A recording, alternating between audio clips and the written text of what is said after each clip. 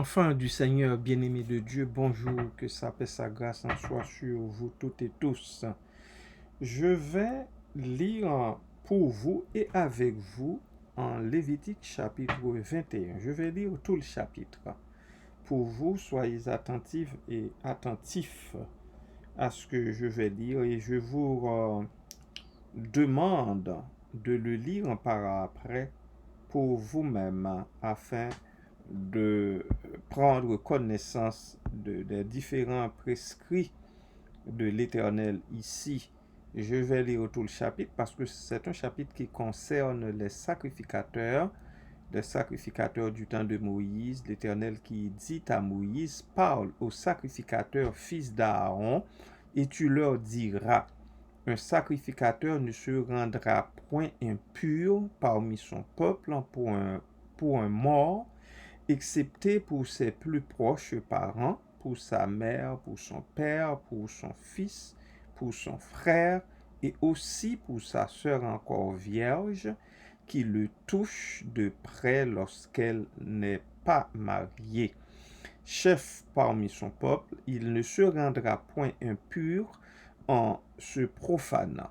Les sacrificateurs ne se feront point de place chauve sur la tête, ils ne raseront point les coins de leur barbe, et ils ne feront point d'incision dans leur chair. Ils seront saints pour l'Éternel, et ils ne profaneront pas le nom de leur Dieu, car ils offrent à l'Éternel les sacrifices consumés par le feu, l'aliment de leur Dieu, ils seront saints. Verset 7. Ils ne prendront point une femme prostituée ou déshonorée, ils ne prendront point une femme répudiée par son mari, car ils sont saints pour leur Dieu. Tu regarderas un sacrificateur comme saint, car il offre l'aliment de ton Dieu. Il sera saint pour toi, car je suis saint, moi, l'Éternel, qui vous sanctifie. Si la fille d'un sacrificateur se déshonore en se prostituant, elle déshonore son père. Elle sera brûlée au feu. Le sacrificateur qui a la supériorité sur ses frères, sur la tête duquel a été répandue l'huile d'onction et qui a été consacré, revêtu des vêtements sacrés, ne découvrira point sa tête et ne déchirera point ses vêtements. Il n'ira vers aucun mort, il ne se rendra point impur, ni pour son père, ni pour sa mère. Il ne sortira point du sanctuaire, et ne profanera point le sanctuaire de son Dieu, car l'huile d'onction de son Dieu est une couronne sur lui. Je suis l'Éternel. Il prendra pour femme une vierge. Il ne prendra ni une veuve, ni une femme répudiée, ni une femme déshonorée ou prostituée, mais il prendra pour femme une vierge parmi son peuple. Il ne se déshonorera point, et il ne déshonorera point sa postérité parmi son peuple, car je suis l'Éternel qui le sanctifie. L'Éternel parle à Moïse et dit, parle à Aaron et dit, tout homme de ta race qui parmi tes descendants qui aura un défaut corporel ne s'approchera point pour offrir l'aliment de son Dieu. Tout homme qui aura un défaut corporel ne pourra s'approcher. Un homme aveugle, boiteux, ayant le nez camus ou un membre allongé, un homme ayant une fracture au pied ou à la main, un homme bossu ou grêle, ayant une tache à l'œil, la gale, une dartre ou les testicules écrasés. Tout homme de la race du sacrificateur Aaron qui aura un défaut corporel ne s'approchera point pour offrir à l'Éternel les sacrifices consumés par le feu. Il a un défaut corporel. Il ne s'approchera point pour offrir l'aliment de son Dieu. Verset 22, il pourra manger l'aliment de son Dieu, des choses très saintes et des choses saintes, mais il n'ira point vers le voile et il ne s'approchera point de l'autel, car il a un défaut corporel. Il ne profanera point mes sanctuaires, car je suis l'Éternel qui les sanctifie.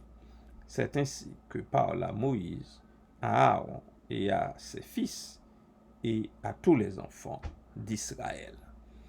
Alors, je prends le temps de vous lire ce chapitre qui est plutôt un chapitre spécial, tout à fait spécial, à cause de son contenu, à cause de ce qui est dit, la plupart de ces choses sont plutôt inouïes, singulières. Alors, je prends le temps de vous lire, mais je vous incite à le lire par vous-même à tête reposée, et tout en ayant soin de pénétrer chacun des éléments, de peser, sous-peser leur sens. Ce qui attire mon attention surtout là-dedans, c'est la façon dont Dieu s'y est pris pour parler à Moïse qui devait transmettre ses ordonnances à Aaron et à ses fils qui étaient devenus sacrificateurs. Il est question de voile. Le voile dont on parle ici, vous savez que au verset 23, mais il n'ira point. Alors il est question ici d'un homme qui aurait un défaut corporel. Nous l'avons lu plus haut, vous avez saisi, alors qu'il ne devrait pas offrir le sacrifice, mais il pourrait en manger quand même. Donc, et le voile dont il est question, parce que c'est ça qui attire, dont je veux parler, dont je vous dois une explication, c'est que avant que les temples soient brûlés, hein, c'est que il y avait le lieu saint et le lieu très saint.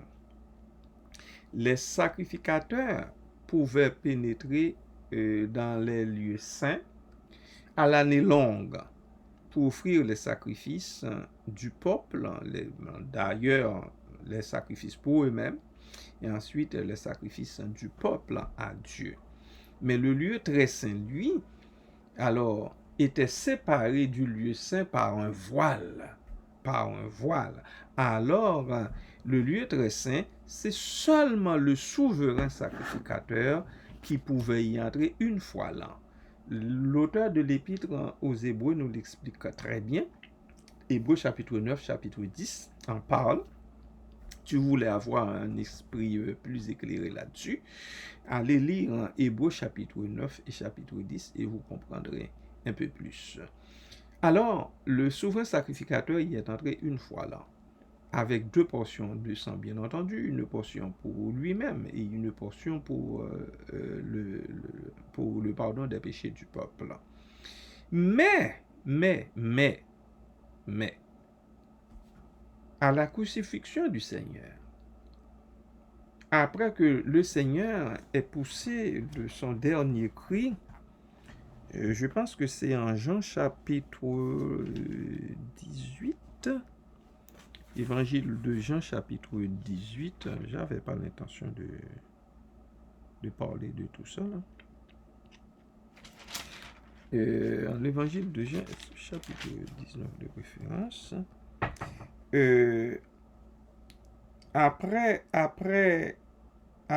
au dernier cri du Seigneur, à sa dernière parole, quand le Seigneur Jésus a poussé son dernier cri, eh bien, quand il a rendu l'esprit, eh bien, il est dit que le voile du temple est déchiré de haut en bas, ce qui signifie il n'y a plus de séparation entre le lieu saint et le lieu très saint. Il n'y a plus de séparation entre le lieu saint et le lieu très saint. Le voile du temple est fendu. est fendu de haut en bas après l'expiation du Seigneur sur la croix.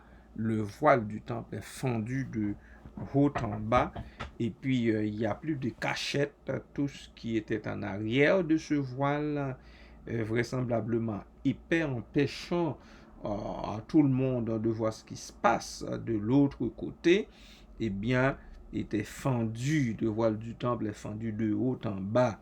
Alors, c'est de ce voile dont on parle ici en Lévitique chapitre 21, verset 23. Mais il n'ira point vers le voile. Il pourra manger les choses saintes. Avons-nous lu au verset 22, l'aliment de son Dieu, des choses très saintes et des choses saintes. Mais il ne pourra point il n'ira point, vers le voile, et il ne s'approchera point de l'autel, car il a un défaut corporel. Il ne profanera point mes sanctuaires, car je suis l'Éternel qui les sanctifie. Il y a un autre je suis l'Éternel, c'est au verset 12.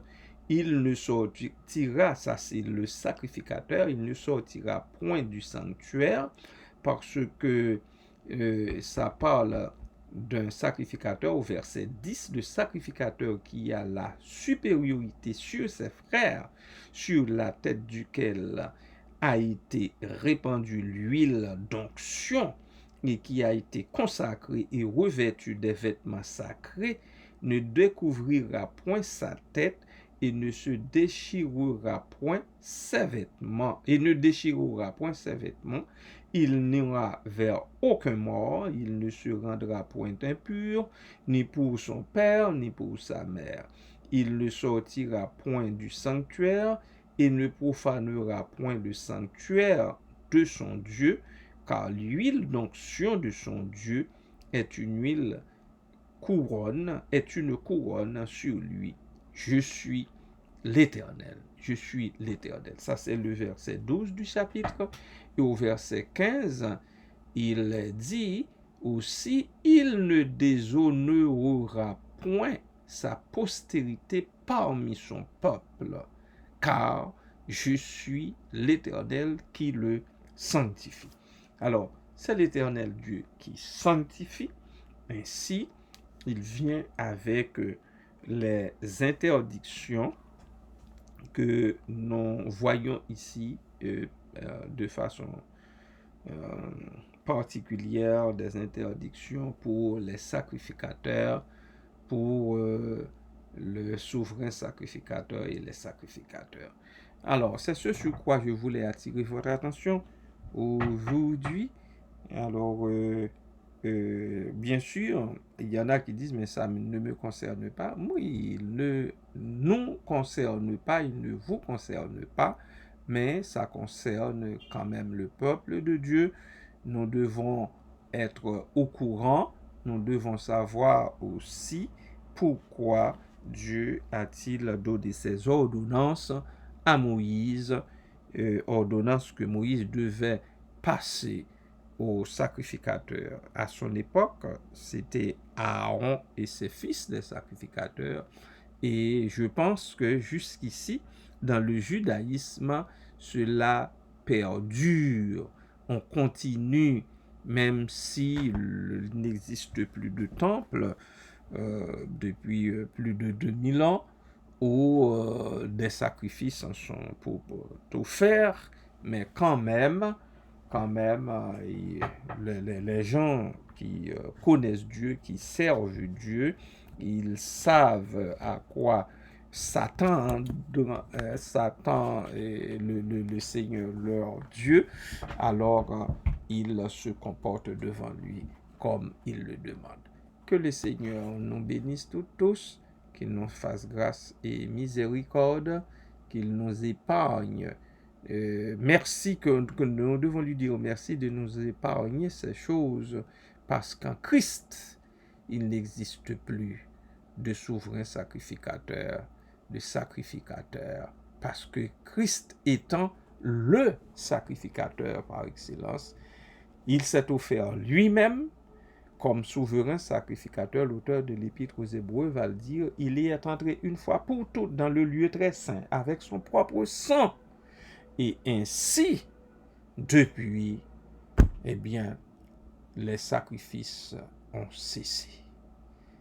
Que le Seigneur nous bénisse encore une fois, qu'il nous garde, qu'il nous soutienne, qu'il nous aide surtout à comprendre le sacrifice de la croix, le sacrifice de Christ pour nous, pour le pardon de nos péchés. Amen.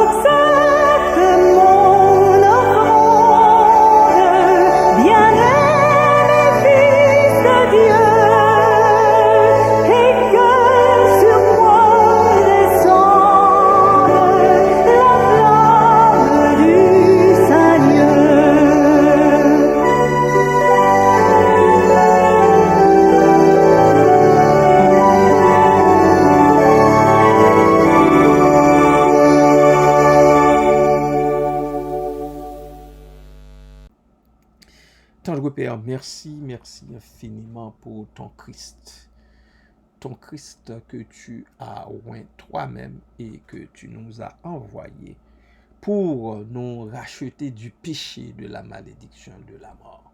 Merci pour lui en tant que souverain sacrificateur. Il y est entré une fois pour toutes dans le lieu très saint et il en est sorti vivant, victorieux sur la mort, sur le séjour des morts. Et nous voilà, nous aussi, victorieux, parce que notre Christ, notre Seigneur, notre Sauveur, est sorti victorieux de la mort, du séjour des morts, puisque il est entré dans le lieu très saint, une fois pour toutes avec son propre sang. Merci Papa, merci Père, merci Seigneur. Merci pour ce texte qui nous rafraîchit la mémoire. Merci Papa. Aide-nous, aide ton peuple de partout à le saisir, à le comprendre et aussi à faire tout ce qui est en son pouvoir afin de ne pas pécher contre toi. Merci Père, merci Papa.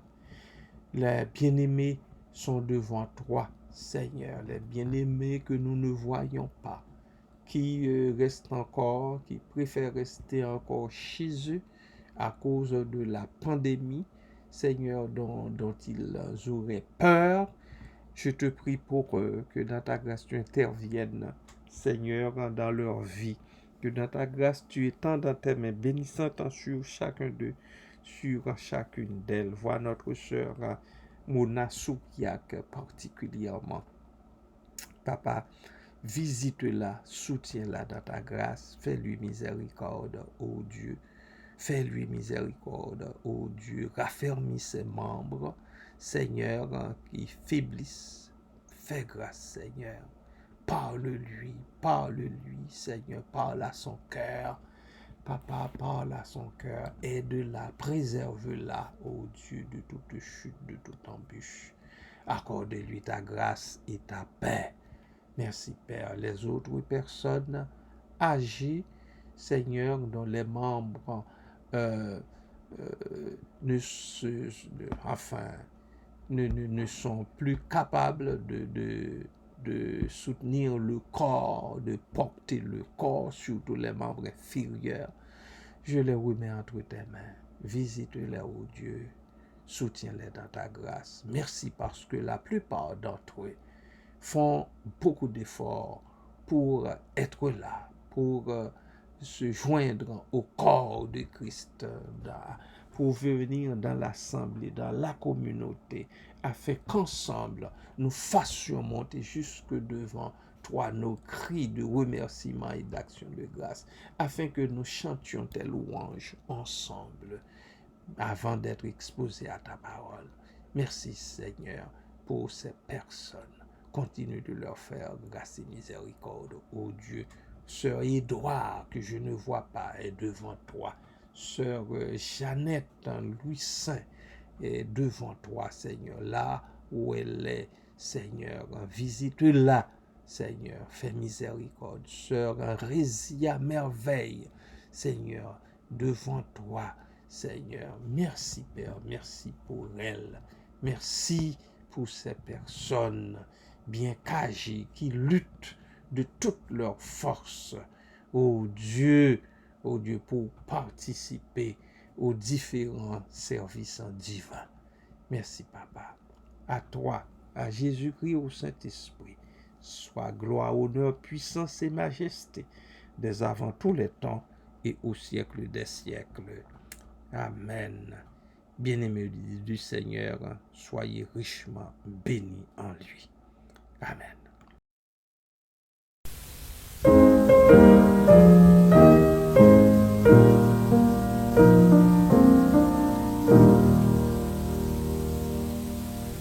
L'Éternel te bénisse, l'Éternel te bénisse et te garde, fasse lever la lumière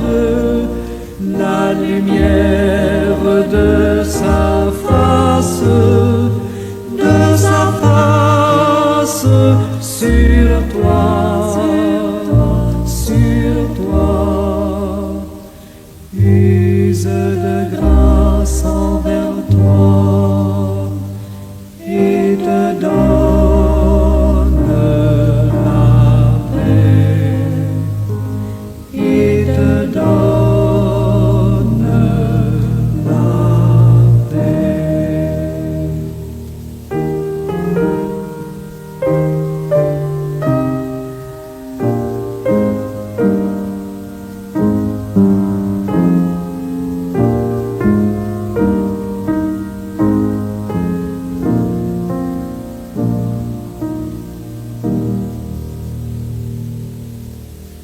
L'Éternel